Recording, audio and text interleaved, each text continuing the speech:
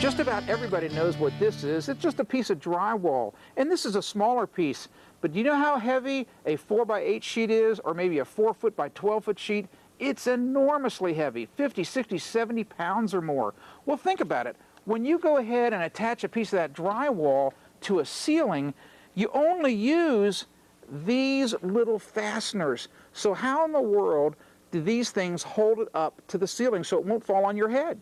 On the shank of the nail, you'll see these little grooves. We call them ring shank nails. And this basically turns the nail kind of into a screw so that when it goes into the wood, it's kind of got barbs on it, so it's very hard for that nail to come back out. That's important. Number two, the shape of the underside of the head is critical.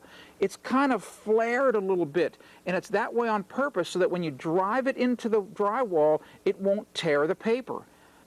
Let's talk about the screw now.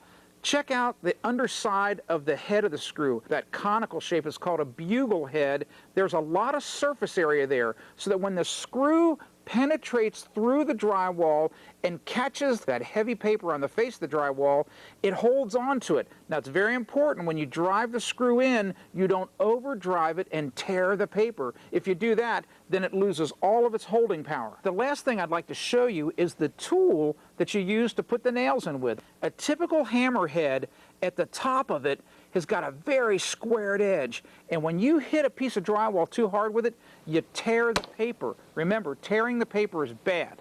Here's what you want to use, a drywall hammer. What's the difference? Two big things.